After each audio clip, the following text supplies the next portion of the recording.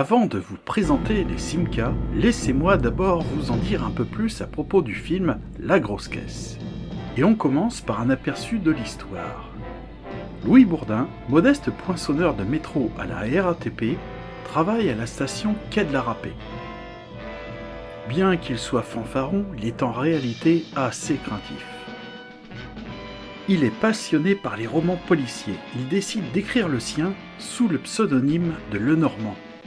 Il intitule son livre « Rapt à la RATP », une histoire fictive détaillant le braquage de la rame des finances, celle qui récupère les recettes des stations en fin de journée. Malgré ses efforts, les éditeurs à qui il soumet son manuscrit le refusent. Mécontent, Louis Bourdin incite de vrais gangsters à réaliser le braquage décrit dans son roman. Ce film a été réalisé par Alex Joffé, Alexandre Joffé, qui est un réalisateur et scénariste français. Il est né le 18 novembre 1918 à Alexandrie, en Égypte, et mort le 18 août 1995 à Paris 15e. C'est un réalisateur et scénariste bien connu pour ses nombreuses collaborations avec Bourvil. Leur partenariat débute avec les Hussards en 1955 et se poursuit avec Fortuna en 1960. Le Tracassin ou les plaisirs de la ville en 1961, Les Culottes Rouges en 1962, La Grosse Caisse en 1965 et se conclut avec Les Cracks en 1968. Ces œuvres témoignent de l'alchimie créative entre Joffé et Bourvil, marquant durablement le cinéma français de cette époque. On en arrive au sujet qui nous intéresse. Le groupe Chrysler, propriétaire de la marque française Simca, a rapidement reconnu le potentiel publicitaire de cette station de métro.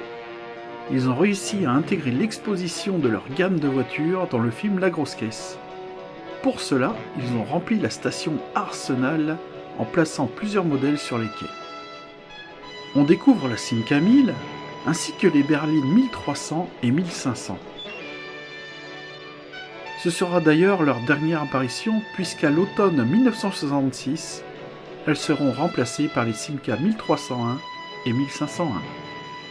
Les acteurs Bourvil, Paul Meurice et ses compères, ainsi que Bernard Fresson, y tourneront l'une des scènes du film parmi les véhicules disposés tout le long du quai. Impressionnant. Alex Joffé offre là un véritable coup de projecteur à Simca, en mettant en avant ses voitures sur grand écran, visibles par toute la France. Grâce à ce placement de produits astucieux, 1 836 779 spectateurs découvrent ainsi les modèles de la marque.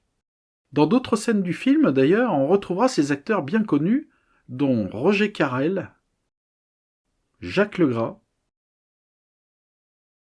Daniel Secaldi,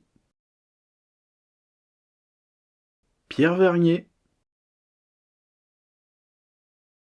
Tel Shelton, Bernard Fresson et Françoise Deldic.